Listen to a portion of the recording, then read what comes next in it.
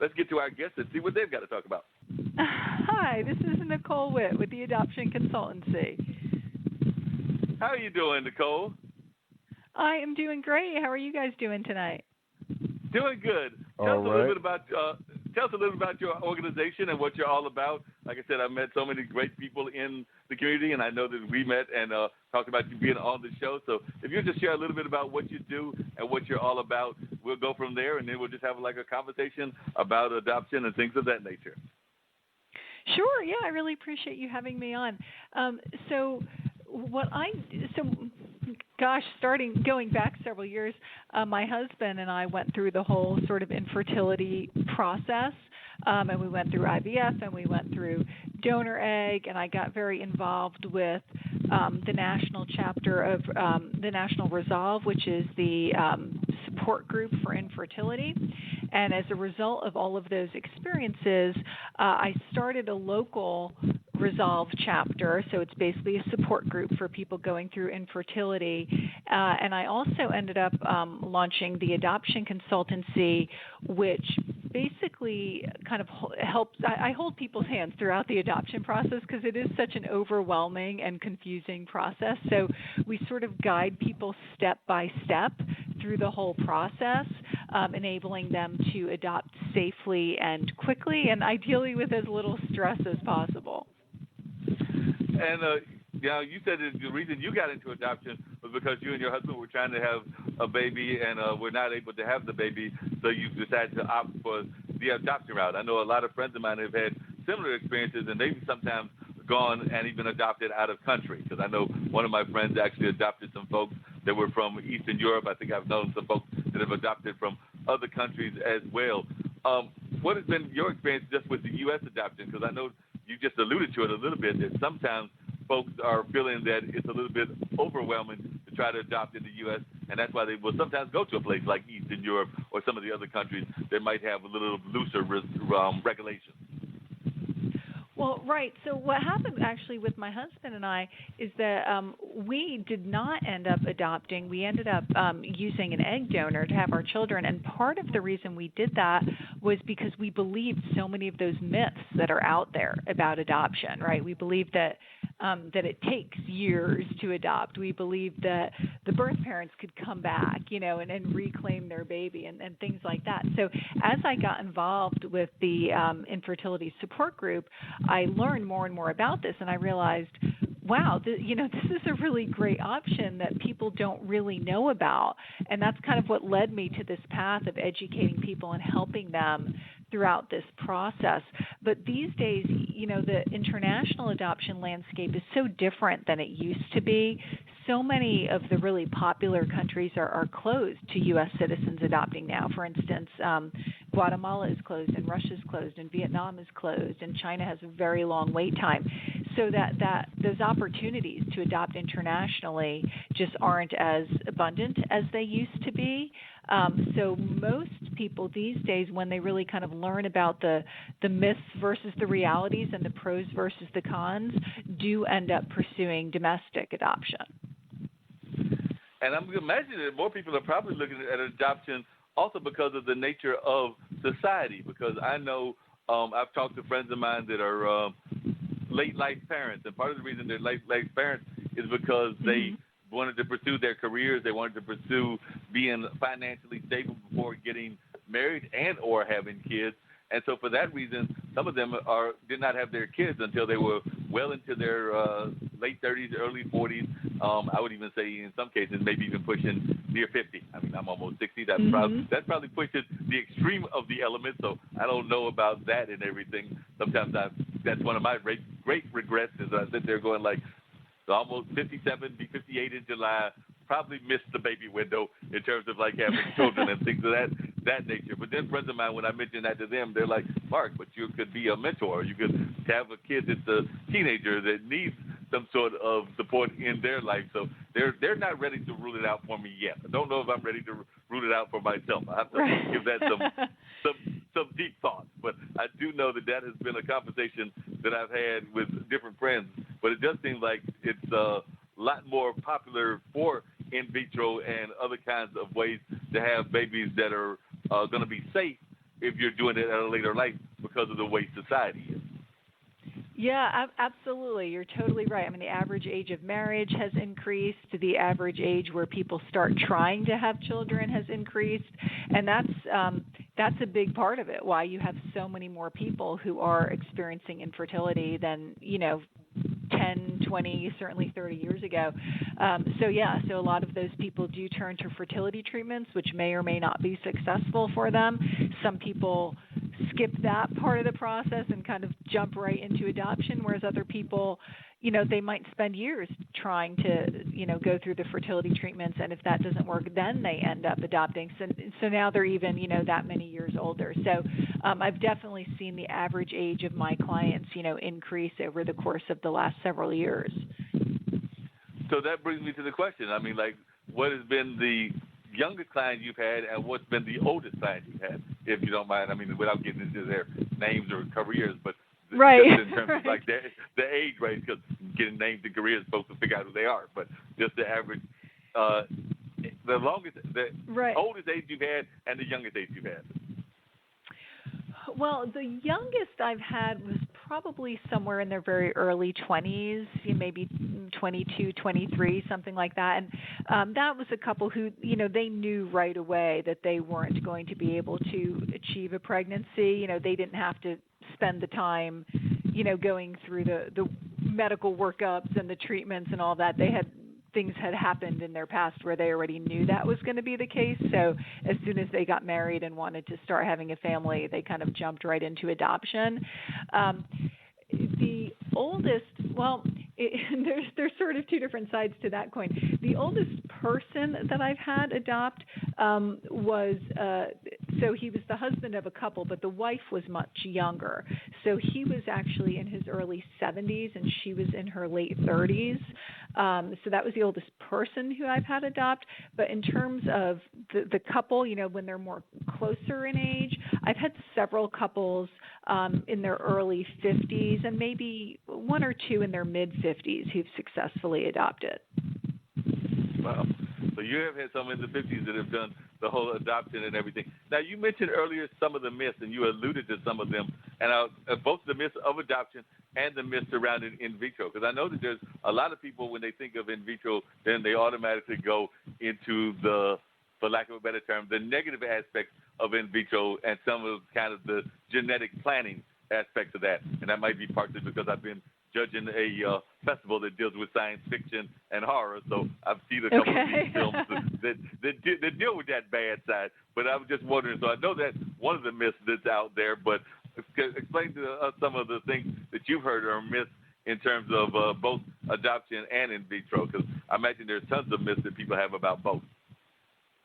Yeah, well, I think you've hit on a big one for people who aren't, who haven't had to get medical assistance to have a family, or they hear about people who are doing that. And I think a lot of people do think, oh, they're interested, in the designer babies, right? They want to pick their different features and so on. And that just doesn't happen. I mean, people who are trying so desperately to just have a child, a healthy child, and to grow their family, they don't even want to specify gender, because then that's going to take away half of their opportunities right there. They're just happy to have a healthy and successful pregnancy. So, I think that's kind of a big myth, that people think that it's going to lead to, like I said, this focus on these designer babies.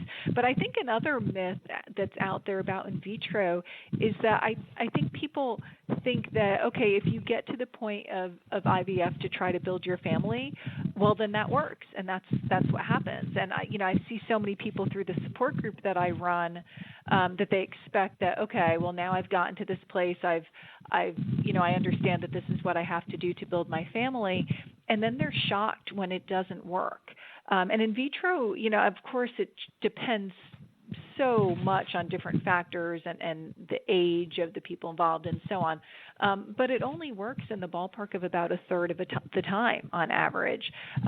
So I think people think that, oh, well, once you get to that stage, that's going to work and that's how you're going to build your family. And that can be a very harsh reality for people who get there and have spent so much emotionally and financially to realize, the majority of the time this doesn't actually work. So I think that's an important myth to dispel before people make that decision about whether or not that's what they want to do. There are so many myths with adoption, and you're right, I did reference a couple of them. I think, the big one is that it takes years and years and years, and it certainly doesn't need to. Again, it depends on so many different factors and how you approach it and so on. But almost all of our clients adopt within a year. Our average time frame is about 6 months, so it can certainly go much more quickly than people think. And the other thing is that it's legally very safe. That's one thing that so many people are terrified of when they consider adopting. They think that the birth parents will be able to come back at any point and reclaim the child, and that they'll lose custody of the child.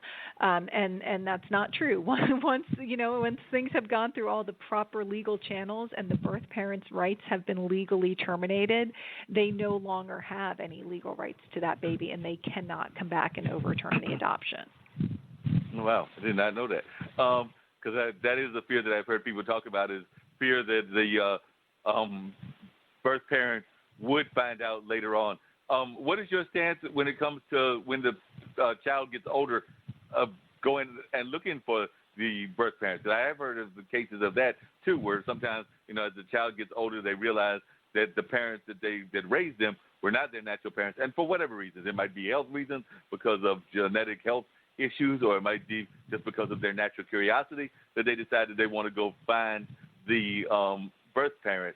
Is that something that with your support group you encourage, or you actually encourage people not to go into these kind of pursuits?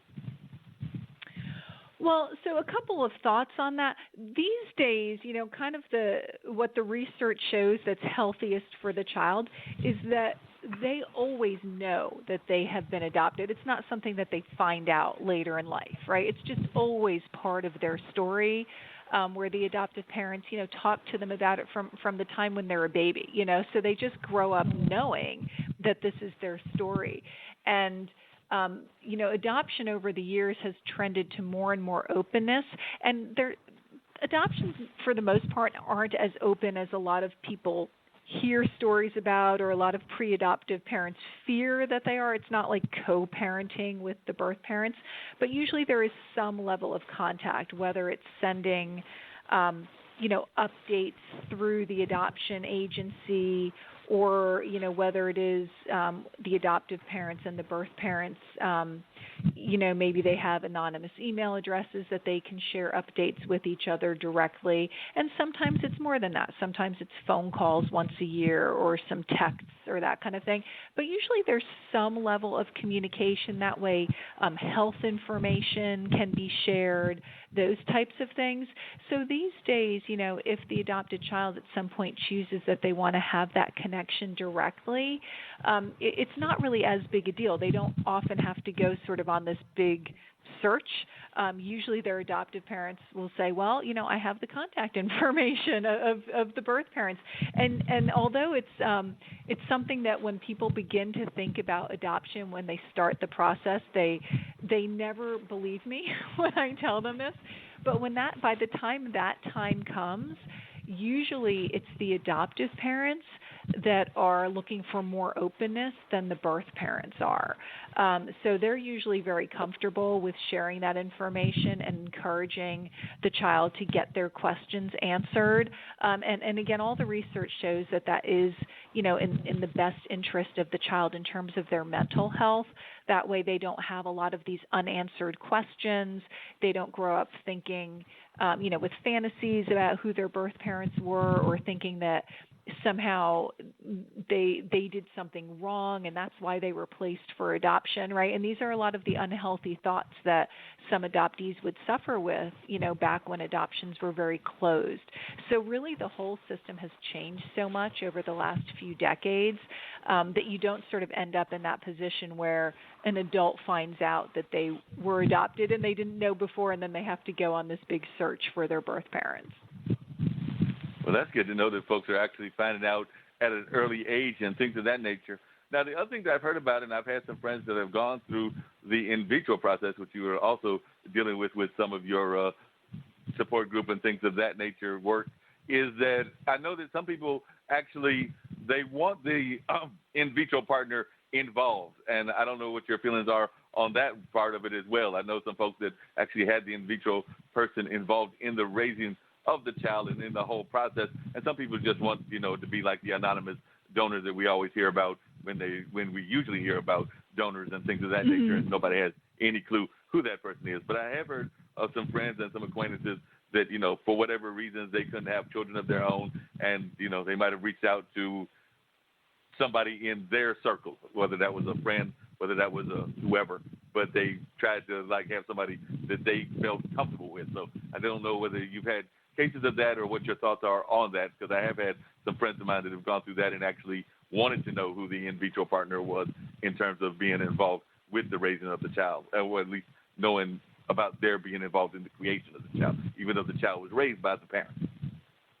Right. Yeah, so you're talking about when they're using a donor egg or donor sperm in the in vitro process. Right. Yeah, and that depends on so many different factors. A lot of times, people will use anonymous donor egg or donor sperm. Other times people will ask, family members to help, or like you said, a friend or something like that. So it depends just so much on the situation. But, what I strongly encourage, and what every ethical infertility doctor's office is, in many cases, is going to require, if certainly not strongly encourage, is that everyone in the process go through counseling and go through mental health examinations. In fact, if you're going to be an anonymous donor, they require that you go through mental health screening before you're accepted to be a donor. But if it is, family members or friends or people then they'll usually require that you go through counseling together, and that up front you kind of work out what the parameters are going to be, that everybody's kind of thought about and worked through what are the kinds of feelings that might come up, what are the kinds of circumstances that might come up and sort of throw us for a loop, that we weren't expecting, and that everybody comes to some sort of understanding about those. Not that relationships and emotions don't change over the years, but that at least everybody's kind of on the same page going into the process. And that counseling and therapy is just absolutely critical. I could never imagine anyone going into that type of scenario without having had that. And again, I believe almost every ethical fertility doctor's office is actually going to require that as part of the process these days. Yeah, because part of what happens, at least from what I've seen from some of my friends, is that sometimes it's, like you said, the traditional family that wants to adopt. But then there's also a very growing LGBT community that's out there. So sometimes those people that are in very loving relationships want to have a child. And since, it takes the two genders to make the child, then they will sometimes go that route. And I also know that in some cases, having had some friends that were involved in, for lack of a better term, the swinging kind of aspect of the world and everything, they want children as well, and sometimes that's where the in vitro partners come into play. Mm-hmm. But I do know that I've got some friends that are definitely out of the LGBT community, and they're sitting there going they want a child, because I've got at least, I think, 3 friends, or maybe more than that are part of those kind of relationships, and they've had children from the donor situation so they could have a child to raise while they were in these loving relationships that they were part of. Yeah, for sure. And and with adoption as well, certainly over the years I've worked with lots of gay and lesbian couples, and years ago it used to be very difficult for them to get selected by the potential birth parents. it was very, very hard for LGBTQ families to get selected to adopt. But these days, it's so much more common, and it's no harder for them to get selected than a traditional couple. And in some instances, it's actually easier. So that's really exciting as well, that adoption is, I think, much more of an option for those families these days as well than it used to be. And in terms of your own organization, what is the target geographic area that you're serving particularly? Are you serving primarily the East Coast, the North Carolina, South Carolina area? But what is your primary area that you're serving? Or are you serving the whole country or the whole world? Yeah, and I serve, well, I basically serve U.S. citizens anywhere that they are. So it has to at least one. If it's a married couple, at least one of them has to be a U.S. citizen. If it's a single person, they have to be a U.S. citizen. I work mostly throughout the U.S., but I also do work with some families where U.S. citizens are living abroad. Oh, cool. So you're working with people from throughout the world that are working on this very important issue that is definitely one that needs to be heard more about and things of that nature. So I know a lot of times. Now, at what point do you think that folks should, if you were to give people advice as to when they should consider adoption or going for these kind of like methods, what is your own personal advice? Because I know sometimes people want to hear from their minister, because some people are very much into their ministerial counselors, or they want to hear from their academic kind of folks, because some people are more academic oriented, or they want to hear from their parents as to, like you've tried it now for 2 years, you've tried it for 3 years, you haven't had a child, maybe it's time to look into other means of having children. At what point, as a counselor, do you suggest that people start thinking about these other methods, whether it's adoption, whether it's the various other methods that are out there in vitro, right, or whether it's fostering? We didn't talk about fostering, but fostering is another element that sometimes people will go to when they're trying to find a child of their own. Well, from a medical perspective, what the recommendation is, which I agree with, is that if you are under 35, if you've been actively trying to get pregnant for a year without success, that's time where you should seek out alternate paths. And if the woman is over 35, then after 6 months of trying, it can't hurt to kind of go speak to an infertility doctor as soon as possible. But as like you were asking in terms of adoption as well, and this is very hard for people who are really focused on achieving a pregnancy and having a biological child, but it can never hurt to think about, okay, if that doesn't work, what are my next steps going to be, and planning for them as early as possible, because all of these steps are very expensive. And, I end up talking to a lot of people who want to adopt, but they've spent so much money trying to, go through fertility treatments, and then it leaves them in a really tough position. And a lot of times they say to me, I wish I'd thought about that earlier, and then maybe instead of that last treatment, maybe I would have thought about adoption a little bit earlier, and I wouldn't be in this financial situation. So I think thinking through all of your options early on and saying, okay, if this works, great, this is the plan. But if this doesn't work, what's the plan going to be then, and how can I best be prepared for that, can really serve you well in the long run. Because that actually raises a very important issue that you bring up, which is the cost of adoption, the various fertilization methods that are out there. They're not cheap in the least bit, and we oftentimes hear about the negative aspect of that, meaning that, one, people that want to have children that live in kind of poor neighborhoods, whether that's public housing, which we were talking about earlier here in Durham, or whether that's kind of like things that are parts of our community that cannot afford these kind of methods, would like to have children, but they don't feel that there's opportunities for them because of the cost limitations. And then the flip side of that is some people that are kind of, I don't want to put it in overly negative senses, but they feel like they're forced to put the child up for adoption or put it up for fostering because they feel that they can't afford to take care of the child, whether that's them being involved in drugs, whether that's financial reasons, whether that's for whatever reasons. Maybe they were involved in an abusive relationship and the baby came out of that. But these things are kind of the flip side of the positive side of fostering and adoption. Yeah, they certainly are. And, of course, there's always conversation and always controversy about those things. Fortunately, there are a lot of community resources for both sides of the equation. There are grants and support available for people who, are trying to adopt and need financial support to do that. And of course, there are, community resources for people who want to parent, and may struggle financially or with, like you were saying, addiction or other problems that might make that difficult for them. There probably aren't as many community resources as would be great, or they're not as well funded as it would be nice for them to be. But there are resources out there, again, for both sides of that equation, so that everybody who needs help in one way or the other, there are ways to get it. Good. Well, I'm glad that those kind of things are out there. If you would you share with people, and I do want to get to, I think we have another guest who might be shifting the conversation more to entertainment, but I do want you to stay on the line and everything, because we may even have conversation that goes across the conversation, because that's what we like to do here on the show and everything. But if you could real quickly share with folks your website and how folks can get in touch with you to learn more about these very important issues like fostering, in vitro adoption, and some of the other things that you're involved with. Sure, absolutely. My website is theadoptionconsultancy.com, and I'm also on Facebook under The Adoption Consultancy. So those are the best ways to find me.